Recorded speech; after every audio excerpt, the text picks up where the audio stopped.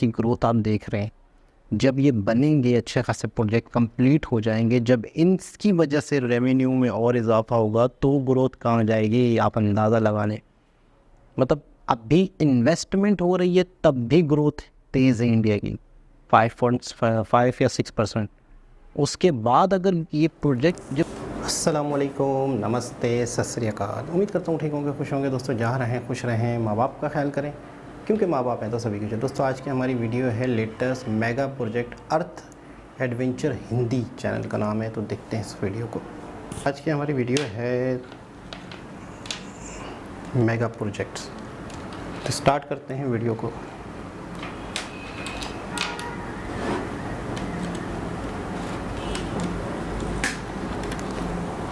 तो दोस्तों स्टार्ट करते हैं वीडियो को।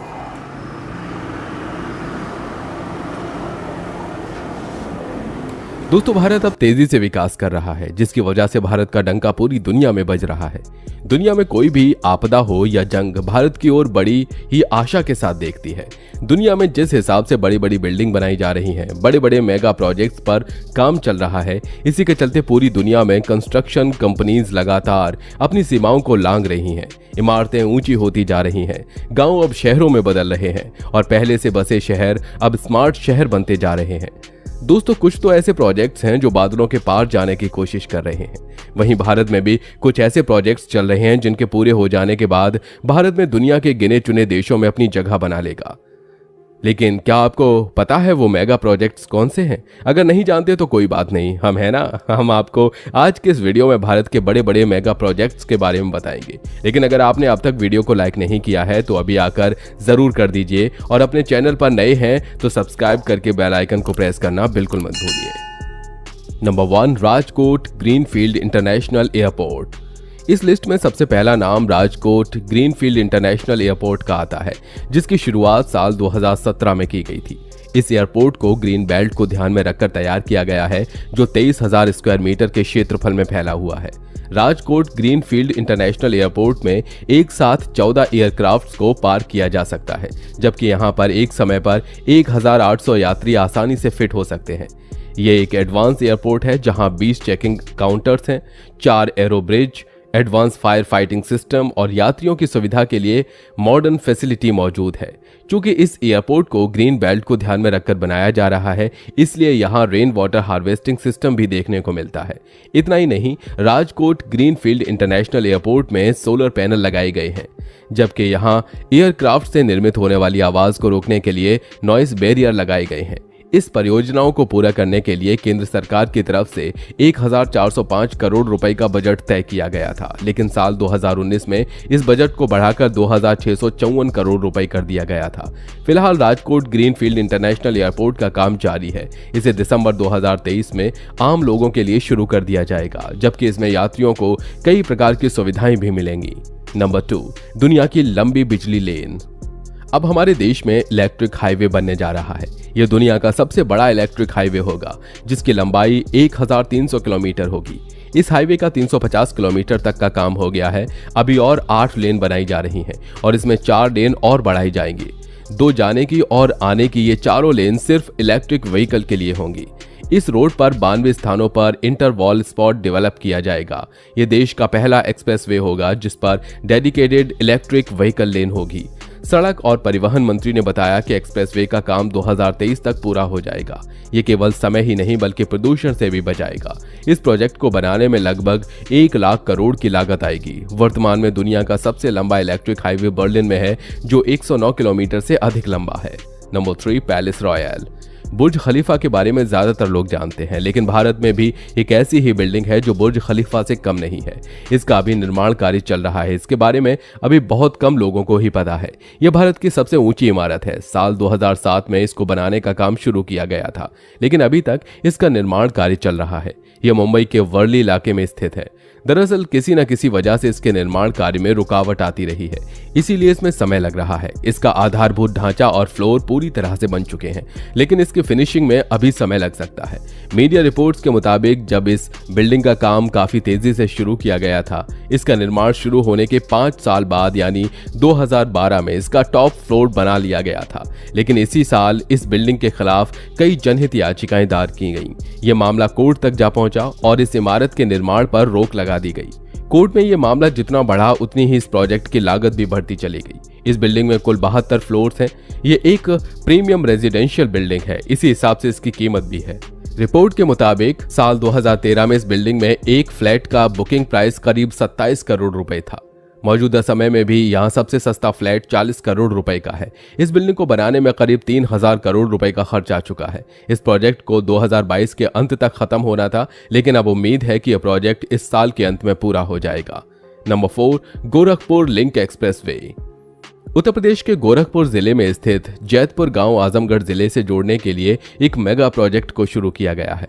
इसके तहत 4 लेन सड़क बनाकर तैयार की जा रही है। गोरखपुर लिंक एक्सप्रेसवे को दोस्तपुर और निजामाबाद के बीच बनाकर तैयार किया जा रहा है। इसकी कुल लंबाई 91.53 किलोमीटर है। इस लिंक एक्सप्रेसवे के बन जाने से लखनऊ तक का सफर करना आसान हो जाएगा, जबकि एक्सप्रेसवे के किनारे ग्रीन बेल्ट को बनाकर तैयार किया जा रहा है। गोरखपुर लिंक एक्सप्रेसवे मुख्य रूप से उत्तर प्रदेश के 4 बड़े जिलों से होकर गुजरेगा, जिसमें गोरखपुर, अंबेडकर नगर, संत कबीर नगर और आजमगढ़ का नाम शामिल है। इस एक्सप्रेसवे के तहत 7 फ्लाईओवर, 7 बड़े पुल, 27 छोटे पुल, 100 अंडरपास और 389 पुलियों को बनाकर तैयार किया जाएगा। वहीं अब तक इस एक्सप्रेसवे का 65% तक काम पूरा हो चला है और दिसंबर 2023 तक इस एक्सप्रेसवे को आम लोगों के लिए शुरू कर दिया जाएगा। Number 5, Udhampur Srinagar Baramulla rail link. Bharat के इस मेगा प्रोजेक्ट को USBRL के नाम से भी जाना जाता है, जिसे कारोबारी और व्यापारियों की सहूलियत के लिए बनाकर तैयार किया जा रहा है। उधमपुर श्रीनगर बारामूला रेल लिंक एक 272 किलोमीटर लंबा रेल मार्ग है। इसमें भारत से ऊंचे रेलवे ब्रिज और टनल को बनाकर तैयार किया जाएगा। इस रेलवे लाइन में 12 किलोमीटर लंबी T49 टनल बनाई जाएगी, जो भारतीय रेलवे की सबसे लंबी सुरंग होगी। ये एक चुनौती भरा रेलवे मार्ग है, लेकिन इसके पूरा होने पर जम्मू कश्मीर के व्यापारियों और कारोबारियों को देश के अन्य राज्यों से संपर्क करने और अपना कारोबार बढ़ाने में काफी मदद मिलेगी। इसके अलावा जम्मू कश्मीर की यात्रा करने वाले पर्यटकों के लिए भी USBRL एक महत्वाकांक्षी प्रोजेक्ट साबित होगा, जो साल 2023 के अंत तक पूरा हो जाएगा। Number 6, new Pamban railway bridge. Bharat के मेगा प्रोजेक्ट्स की लिस्ट में अगला नाम न्यू पंबन रेल ब्रिज का आता है, जिसे तमिलनाडु के रामेश्वरम में बनाकर तैयार किया जा रहा है। यह एक रेलवे ब्रिज है जिसकी नींव समुद्र के ऊपर रखी गई है और इस ब्रिज के जरिए पंबन आइलैंड को मुख्य जमीन से जोड़ा जाएगा। पंबन ब्रिज की आधारशिला साल 2019 में प्रधानमंत्री नरेंद्र मोदी द्वारा रखी गई थी, जो पुराने रेलवे ब्रिज की तुलना में 3 मीटर ऊंचा और समुद्र से 22 मीटर की ऊंचाई पर स्थित है। ये देश का पहला वर्टिकल लिफ्ट रेलवे सी ब्रिज होगा। इसकी वजह से पंबन आइलैंड और रामेश्वर तक यातायात व पर्यटन को बढ़ावा मिलेगा। इतना ही नहीं, पंबन ब्रिज के जरिए भारत की आखिरी सड़क धनुषकोडी तक की यात्रा करना आसान हो जाएगा। न्यू पंबन रेलवे ब्रिज को आधुनिक टेक्नोलॉजी की मदद से तैयार किया जा रहा है, जो 90 डिग्री के एंगल में ओपन होगा और समुद्र से गुजरने वाले बड़े जहाजों को रास्ता देने का काम करेगा। इस रेलवे ब्रिज के ऊपर से ट्रेन 80 किलोमीटर प्रति घंटा की रफ्तार से गुजर सकती है, जिसमें डबल लाइन की सुविधा मौजूद है और इस मेगा प्रोजेक्ट में कुल 560 करोड़ रुपए की लागत आई है। Number 7, Delhi Ghaziabad Meerut corridor. दिल्ली से मेरठ तक का सफर तय करना किसी चुनौती से कम नहीं है, क्योंकि इस दौरान आम लोगों को ट्रैफिक जाम का सामना करना पड़ता है। ऐसे में आम लोगों की समस्या को हल करने के लिए दिल्ली से मेरठ के बीच रैपिड ट्रेन का परिचालन शुरू किया जाएगा, जिसके तहत Delhi Ghaziabad Meerut RRTS corridor project की शुरुआत की गई है। इस मेगा प्रोजेक्ट को 3 फेज में पूरा किया है, जिसमें पहले फेज में साहिबाबाद से दुहाई डिपो तक 17 किलोमीटर की दूरी रैपिड रेल के जरिए पूरी की जाएगी। इस पहले फेज के रेलवे रूट में कुल 5 स्टेशन होंगे, जिसमें साहिबाबाद, गाजियाबाद, गुलधर, दुहाई और दुहाई डिपो का नाम शामिल है। इस रैपिड रेल की वजह से दिल्ली से मेरठ तक का सफर चंद मिनटों में पूरा किया जा सकता है। और दिल्ली से मेरठ के बीच रैपिड ट्रेन को शुरू करने का मुख्य मकसद सड़कों पर भीड़ भाड़ और एयर पोल्यूशन को कम करना है, जिसके तहत रैपिड ट्रेन में रोजाना 8 लाख यात्री आराम से सफर कर सकते हैं। इस कॉरिडोर परियोजना के तहत पहले फेज को जल्द ही आम यात्रियों के लिए शुरू किया जाएगा, जबकि इसका दूसरा फेज साल 2025 तक पूरा होने की उम्मीद जताई जा रही है। Number 8, Mumbai Nagpur expressway. मुंबई वासी जल्द ही नागपुर तक का सफर कम समय में आरामदायक ढंग से पूरा कर पाएंगे, जिसके लिए नागपुर मुंबई समृद्धि महामार्ग नामक मेगा प्रोजेक्ट की शुरुआत की गई है। इस परियोजना को साल 2022 में शुरू किया गया था, जिसके तहत मुंबई से नागपुर की कुल दूरी को कम करने की कोशिश की गई है। इस एक्सप्रेसवे की कुल लंबाई 701 किलोमीटर है, जिसके तहत नागपुर से शिरडी तक पहले फेज में 520 किलोमीटर का रास्ता तैयार किया जाएगा। वहीं इस प्रोजेक्ट के दूसरे फेज में 181 किलोमीटर लंबा कॉरिडोर तैयार किया जाएगा, जिसकी वजह से मुंबई से नागपुर तक का सफर सिर्फ 9 से 10 घंटे में पूरा किया जा सकता है। इस परियोजना के तहत 5 फ्लाईओवर, 33 मुख्य पुल, 274 छोटे पुल, 8 रेलवे ओवरब्रिज, 25 इंटरचेंज, 6 सुरंग, 189 अंडरपास, पशु व पैदल चलने वाले यात्रियों के लिए 209 अंडरपास तैयार किए जाएंगे। इस मेगा प्रोजेक्ट में कुल 55,335 करोड़ रुपए की लागत आएगी, जबकि एक्सप्रेसवे पर रोजाना 30 से 35,000 वाहन आवाजाही कर सकते हैं। फिलहाल इस एक्सप्रेसवे को 6 लेन में तैयार किया जा रहा है, जिसे आगे जरूरत पड़ने पर 8 लेन में भी तब्दील किया जा सकता है। Number 9, Delhi Mumbai expressway. Delhi Mumbai expressway Bharat के सबसे महत्वाकांक्षी प्रोजेक्ट में से एक है, जिसे साल 2023 के आखिरी तक आम लोगों के लिए शुरू कर दिया जाएगा। इस एक्सप्रेस वे की मदद से दिल्ली से जयपुर तक की यात्रा करने में काफी आसानी हो जाएगी, जिसकी वजह से राजधानी से जयपुर तक का सफर तय करने में सिर्फ 2.5 घंटे का समय लगेगा।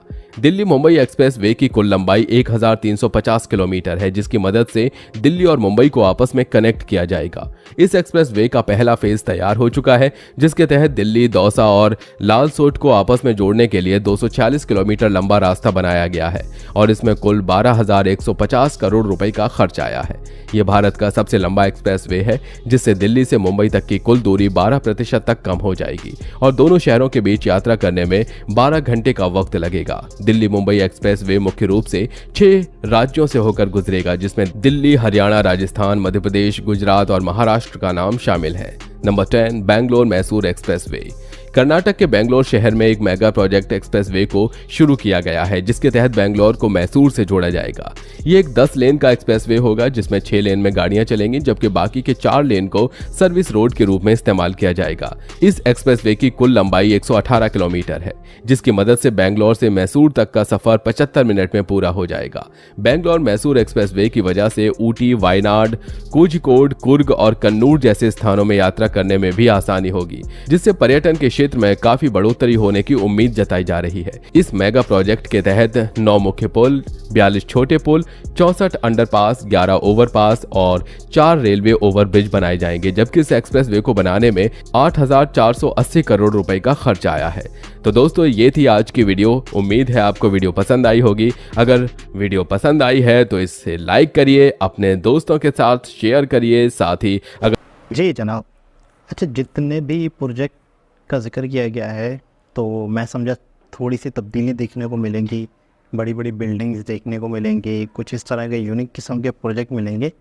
लेकिन मुल्क की तरक्की का जो एक राज है, उसी राज पे फोकस है।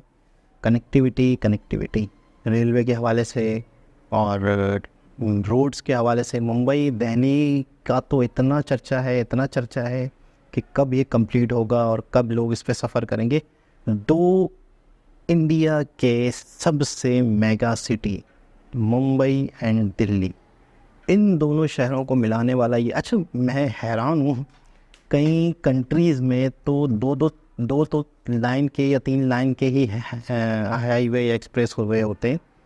मेरे ख्याल में हमारे यहाँ तो ऐसा ही है कि एक शहर से दूसरे शहर जा रहे हैं, एक ही लाइन है, बाखुदा एक ही लाइन है, और उसी पे ही 2 गाड़ियाँ आपस में बड़ी मुश्किलों से घूमती हैं। अगर आपके आगे की गाड़ी स्लो है तो आपको बहुत देख के आपको उस गाड़ी को क्रॉस करना होता है। पहले आप यहाँ आते हैं, सामने से कोई गाड़ी तो नहीं आ रही, जैसे ही आपके सामने से जो गाड़ी आ रही है वो बहुत दूर है, तो फिर आप अपनी आगे की स्लो वाली गाड़ी को क्रॉस करते हैं। ये हालत है। मैं बड़ा हैरान था, मैंने सफ़र किया तो मैं बहुत हैरान हो रहा था, क्योंकि मैंने ये देखा। और अब मैंने यहाँ बात सुनी है कि 4 लाइनें तो सिर्फ सर्विस रोड के लिए यूज़ की जाएंगी कि कोई हादसा हो जाता है, कोई गाड़ी ख़राब हो जाती है, तो आप अपनी गाड़ी को साइड पे करते हो तो 4 लाइनें आपके पास खड़े होने के लिए हैं। इसके बाद क्या बचता है, इस बात के बाद क्या बचता है कि 4 लाइनें सिर्फ और सिर्फ सर्विस रोड के लिए। फिर ग्रीन बेल्ट भी होगा, मतलब आप कितने चौड़े, कितने बड़े, कितनी ज़्यादा सहूलत दे रहे हैं।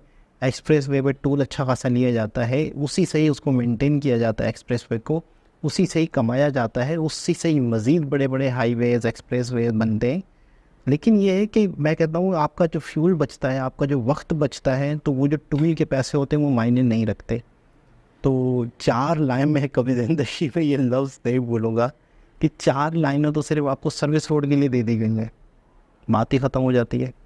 जिसके अलावा जो मुंबई की बहुत बड़ी बिल्डिंग थी, इसका शायद बहुत पहले जिक्र सुना था किसी वीडियो में, और वो भी बहुत बड़ी। लेकिन ये कि जब भी इस तरह की जो बिल्डिंग्स होती हैं जो नज़रों में आ जाती है या जो वायरल हो जाती हैं या जिनकी दुनिया को पता चल जाता है, वहाँ पर बड़े इश्यूज़ आ जाते हैं, केस चल जाते हैं, लोग उसको इशू कर देते हैं, कोर्ट में ले जाते हैं, इतनी बड़ी बिल्डिंग है, इससे फलाना मसला हो सकता है, इससे ये हो सकता है, एनवायरनमेंट का इशू हो सकता है, रिस्की हो सकता है आसपास वालों के लिए। और फिर दूसरी चीज़ होता है कि जब इतना बड़ा प्रोजेक्ट बनता है तो बहुत बड़े किस्म के बिल्डर्स जो होते हैं उसमें शामिल होते हैं, तो आसपास जो उनके करीब तरीन होते हैं, हमारे यहाँ लॉ है एक, अब क्या भी होगा कि आपके पड़ोसी जो है अगर उनको कोई इश्यूज़ दिख रहे हैं, आपके बराबर में कोई बिल्डिंग बन रही है, तो वो उस पर केस कर सकते हैं। हाँ, वो सिर्फ़ और सिर्फ पैसे हैंडने का तरीका होता है, पैसे कमाने का तरीका होता है, आसपास वाले को मौका मिल जाता है अगर वो थोड़ा सा कानून को समझते हैं। तो इतना बड़ा जब प्रोजेक्ट बनता है तो लोग कहते हैं हम अपने हाथ भी साफ़ करें, मीडिया वाले भी अपने हाथ साफ़ करते हैं, और जितने भी लोग होते हैं वो कोशिश करते हैं कि हम अपने थोड़ा सा अपना हिस्सा बांट लें, इसमें से थोड़ा सा अपना हिस्सा ले लें। एक छोटा सा भी हमारे यहाँ कोई बिल्डिंग बनती है तो पुलिस वाले और ये सारी चीज़ें तो आ जाती हैं, मीडिया वाले ये वाले कि हाँ भाई बिल्डिंग बन रही है, चलो भाई ये तो ये 5वां 6ठा मंजिल बन गई है, ये तो इलीगल है, 2000 दे दो, 5000 दे दो, ये चलता है, ये नॉर्मल है। तो जब इतना बड़ा प्रोजेक्ट बनेगा तो कहीं ना कहीं अपर लेवल पे भी लोगों के दिलों में भी लालच आ सकता है, ये भी हो सकता है। खैर, इन फ्यूचर बहुत बड़ी उम्मीदें हैं, बहुत बड़ा। अच्छा, इलेक्ट्रिक रोप वे, यानी ये भी, इस पे भी काम चल गया, और सबसे बड़ा, दुनिया का सबसे बड़ा, या इंडिया का सबसे बड़ा या दुनिया का सबसे बड़ा, ये कितनी सहूलत देगा लोगों को, ये कितना तेज़ी से एक जगह से दूसरी जगह पहुंचाएगा। मैं कहूँगा कमाल की सोच, कमाल का विजन, कमाल की एक स्ट्रेटजी, आने वाले वक्त में बहुत तेज़ी से तरक्की होने वाली है। अच्छा, ये जो प्रोजेक्ट हैं अभी बन रहे हैं, अभी सरमाया जा रहा है, इंडिया की ग्रोथ आप देख रहे हैं। जब ये बनेंगे, अच्छे खासे प्रोजेक्ट कंप्लीट हो जाएंगे, जब इनकी वजह से रेवेन्यू में और इजाफा होगा, तो ग्रोथ कहाँ जाएगी आप अंदाज़ा लगा लें। मतलब अभी इन्वेस्टमेंट हो रही है तब भी ग्रोथ तेज़ है इंडिया की, 5 या 6%। उसके बाद अगर ये प्रोजेक्ट जब रिज़ल्ट देने लग जाएंगे तो आप ग्रोथ का अंदाज़ा लगा लें। 47 में डेवलप कंट्री इंडिया कैसे मुमकिन नहीं होगा। दोबारा किसी और वीडियो के साथ आपसे मुलाकात होगी, जब तक के लिए अल्लाह हाफ़िज़।